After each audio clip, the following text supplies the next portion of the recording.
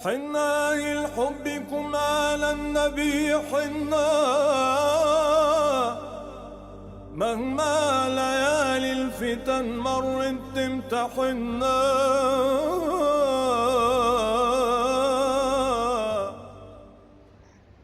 Après être rentré de la Umrah, j'étais très fatigué et du coup j'ai décidé de dormir après le Dhuhr et au final je me suis réveillé que le soir et j'ai pas fait cours toute la journée. Du coup je me suis couché tôt et le lendemain c'est moi qui donnais le cours après le Subh. Dans la religion, il y a des sujets, tous les sujets de la religion, il y a des sagesses derrière. Dans tout ce que Dieu ordonne, il y a une sagesse. Dans tout ce qu'il interdit, il y a une sagesse. Mais des fois, Dieu n'a pas voulu qu'on sache la sagesse. Pourquoi 5 prières? Il y a Dieu ici. Pourquoi on fait 7 tours autour de la Kaaba? Il y a une sagesse, mais on ne le sait pas. C'est parce que Dieu nous a ordonné de faire 7, on fait 7. La kanal hikma min at-tawaf, ma hiya al-hikma? Man yazkur? Alors ceux qui étaient à côté de moi, je leur ai dit ça durant le tawaf, mais je ne sais pas si ils n'étaient pas tous là. Vous vous rappelez qu'est-ce qu'on a dit?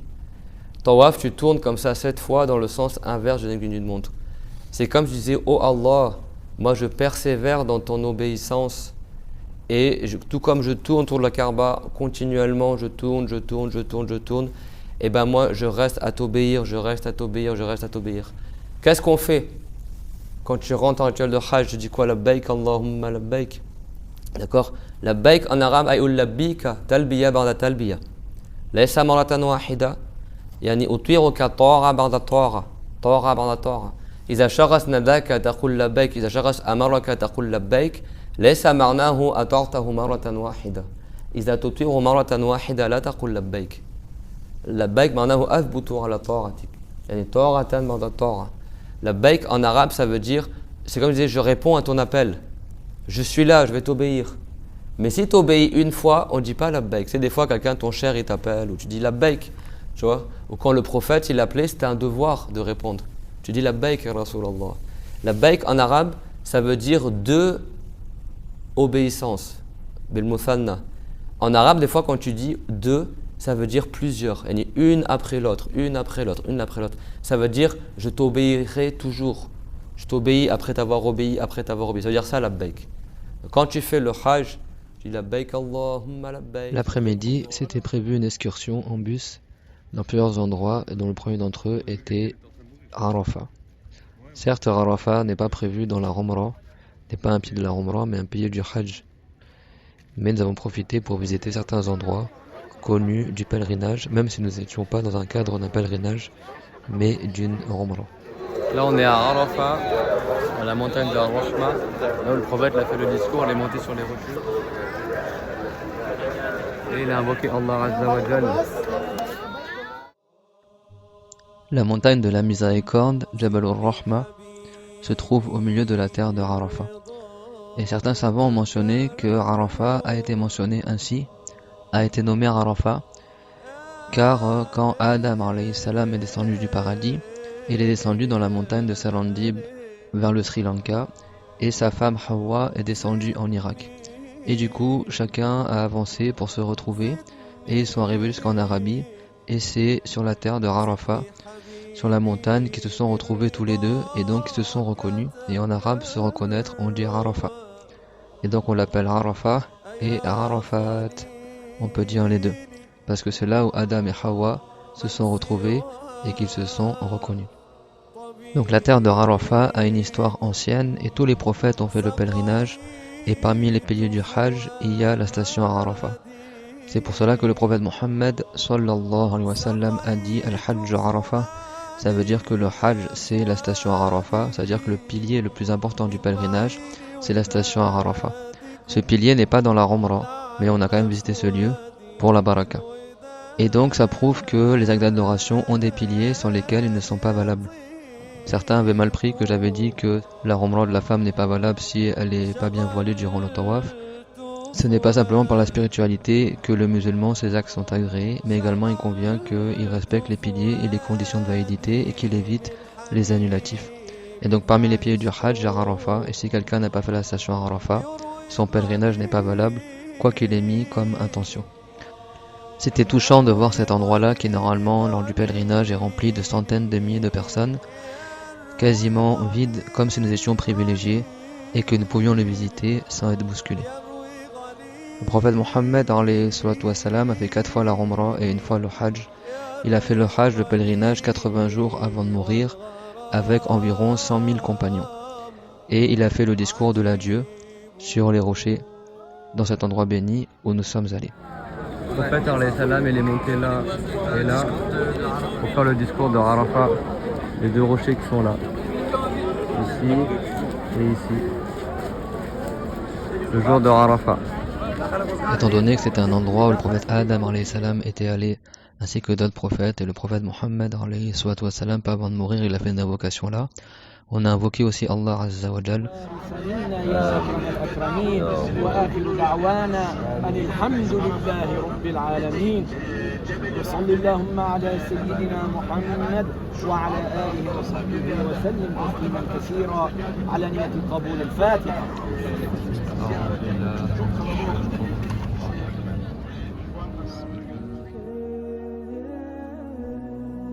La station Arafat dans le Hajj, la personne y va, c'est pas une condition qu'elle soit sur les montagnes.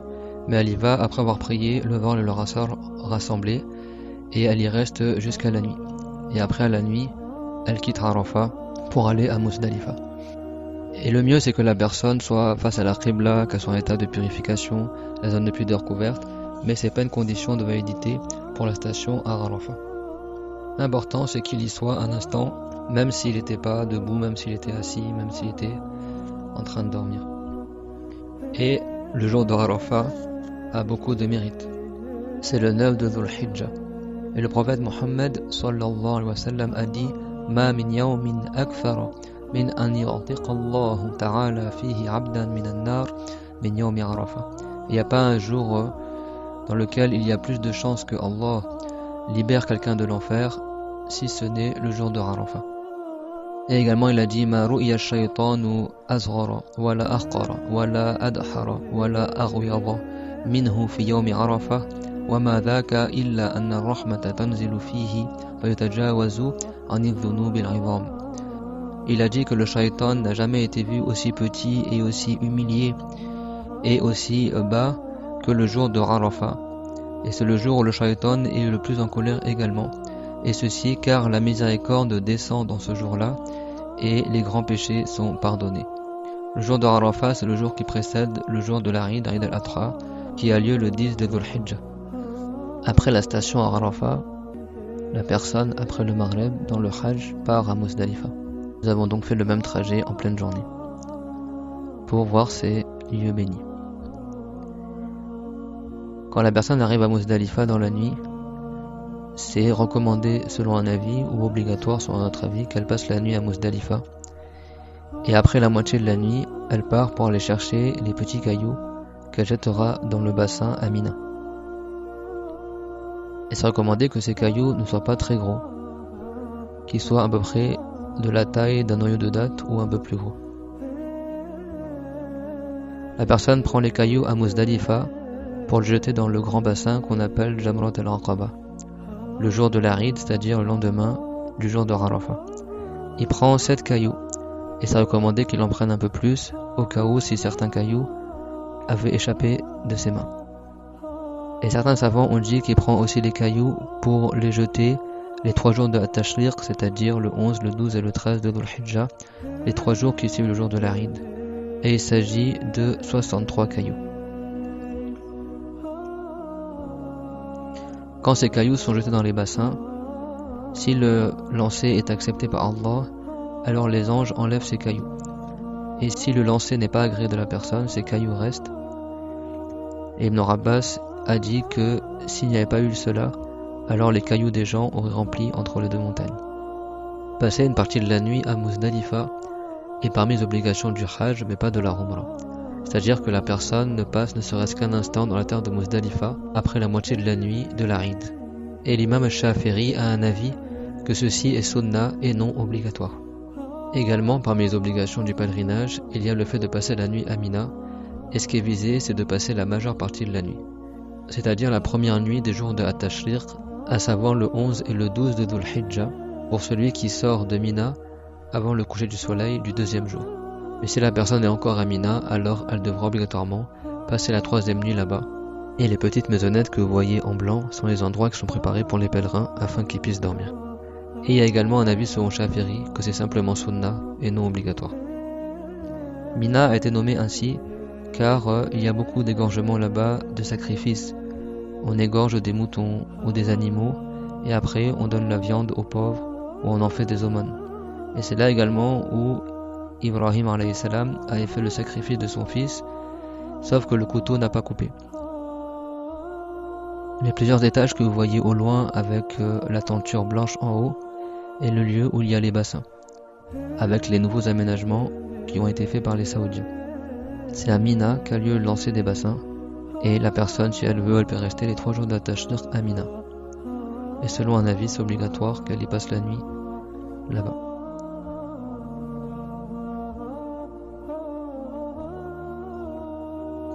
Le lancer des cailloux est pour commémorer ce qu'avait fait le prophète Ibrahim alayhi salam lorsque Allah azza wa jal lui a ordonné d'égorger son fils Ismaïl, et cela avait eu lieu à Mina. Le shaitan était donc apparu au prophète Ibrahim et à son fils Ismaïl afin de les décourager d'obéir à l'ordre de Allah azza wa jal. Et donc Ibrahim alayhi salam ainsi que son fils Ismaïl alayhi salam ont tous deux pris des cailloux et les ont jetés en direction du shaitan pour nous montrer de ne pas suivre les waswas du diable. Et donc en mémoire de cet acte-là, honorable, les musulmans ont continué de jeter les cailloux dans les bassins à Mina. Mais bien sûr, cela ne signifie pas que le shaitan habiterait dans ces bassins, mais ce sont des gestes symboliques pour montrer que le musulman ne suit pas les mauvaises suggestions du diable. Et la mosquée que vous voyez à gauche est la mosquée de Al-Khayf, c'est-à-dire la mosquée des prophètes, car il a été rapporté que 70 prophètes y sont enterrés, et également 70 prophètes y ont prié. Ils sont tous allés au pèlerinage et y priaient là-bas. Adam alayhi salam est enterré là-bas, mais on ne sait pas exactement leur emplacement. Allah Ta'ala a révélé dans le rêve à Ibrahim alayhi salam qui a dit à son fils « Inni ara fil manami anni athbahuk » ça veut dire « Certes, j'ai vu dans le rêve que je t'ai égorgé » il en a compris par la révélation que Dieu lui ordonne cela. Et donc il est parti vers cette montagne que l'on voit au loin selon certaines personnes. Et il a voulu égorger son fils là-bas, mais le couteau n'a pas coupé. Cette montagne que vous voyez au loin avec les palmiers et le mur, certains disent que les Saoudiens ont voulu faire un palais là-bas. C'est l'endroit où, selon certains dires, a eu lieu le sacrifice de Ismaïl alayhi salam. Et après Ismaïl, il a encouragé son père à redonner un coup de couteau, et à chaque fois le couteau ne coupait pas. Et c'est l'ange Jibril alayhi salam qui est venu avec un mouton du paradis, un gros bélier, et qui a remplacé le sacrifice sur ordre de Allah azza wa jal de Ismaïl par l'égorgement de ce gros bélier. Et de là est née la sunna d'Aïd al-Adha d'égorger le mouton le jour de l'Aïd.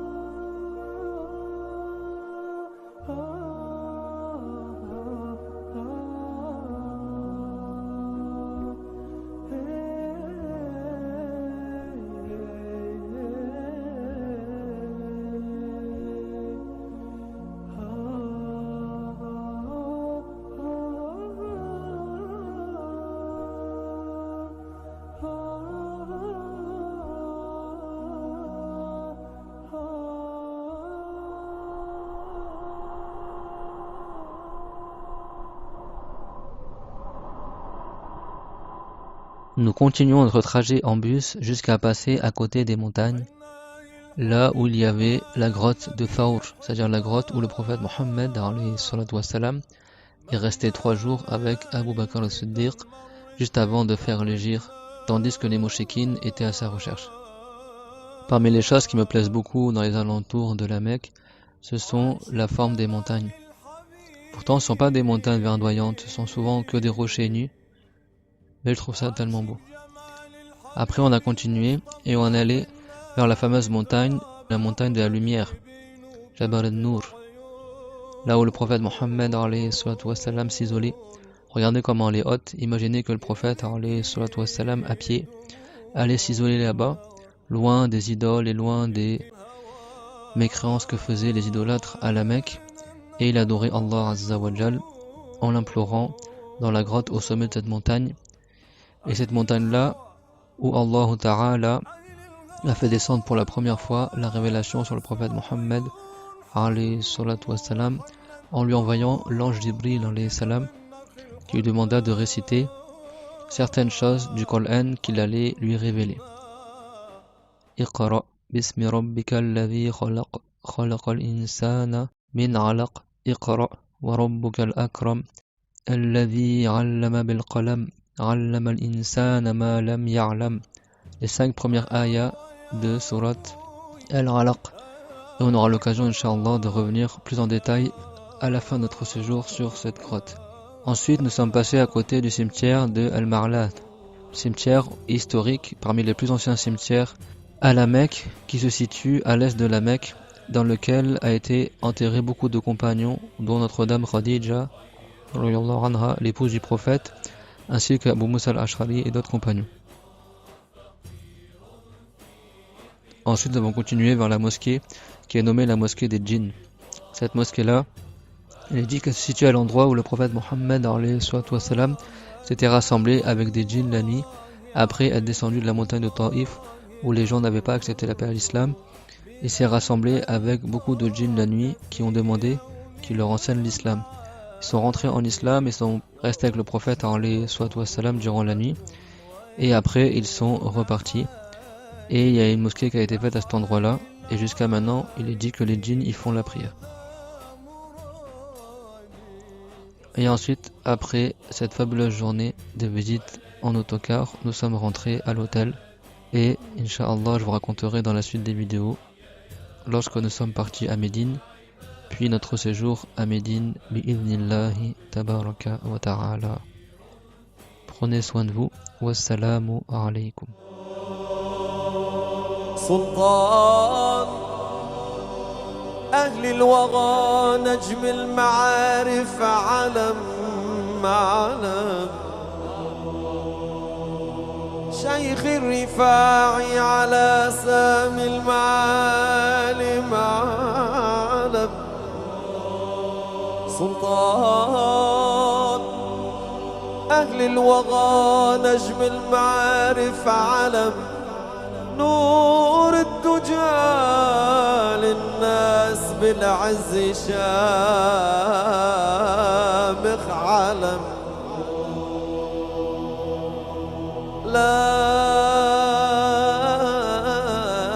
لاثم ليد النبي